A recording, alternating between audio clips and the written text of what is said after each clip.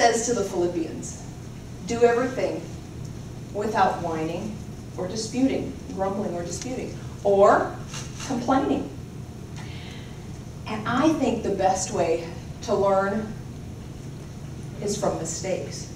I hope you learn from mistakes. I learned from mine, but I love learning from other people's mistakes. OPM.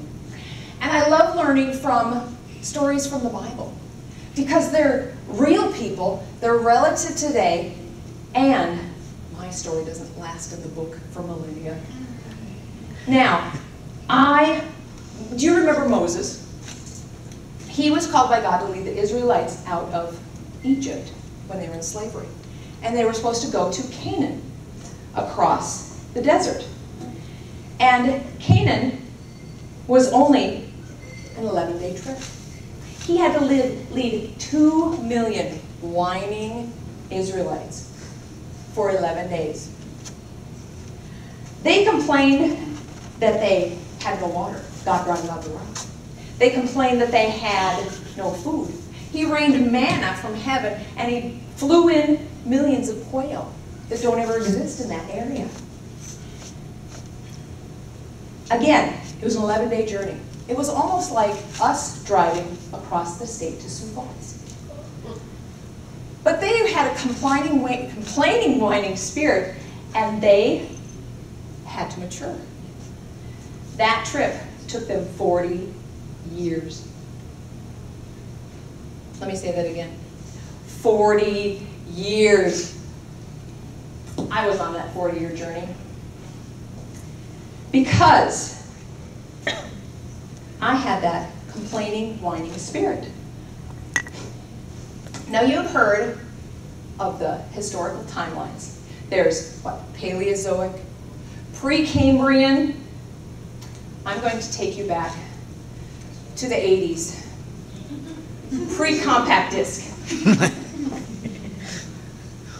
Now youth, young people in the room, there was a time that there was no iPods, iPads. There was no downloadable music. There was no music on demand. There was no iTunes. There was no YouTube. Oof. We had to put one of these in one of those and catch our favorite song on the radio. We either had to purchase it or pirate it. And if you didn't put that little piece of tape over that hole, you didn't get music. Young people, do you wonder why your parents can name a song within the first few notes? It's because we had to do it this way.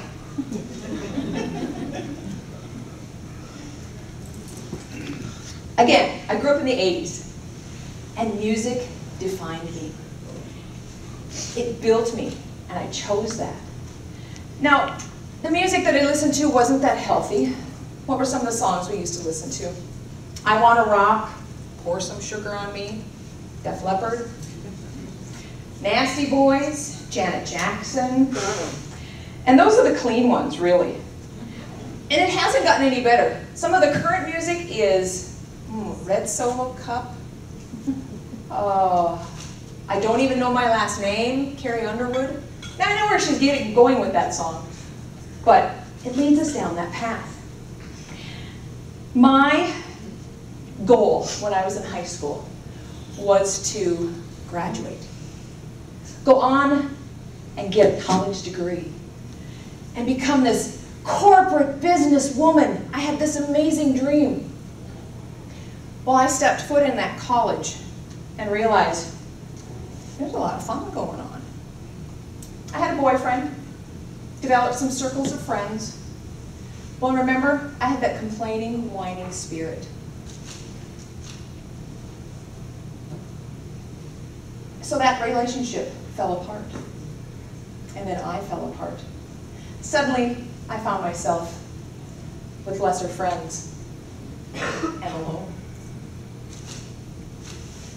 Well, I found some extra circles of friends to follow. And some of my friends led me down the path, or maybe I chose down the path, drinking, partying. And then in May, and following another song, looking for love in all the wrong places. Well, then in May, I found myself pregnant. It was a great fun summer, but back to school led me to realize or get back to reality and face growing tummy, morning sickness.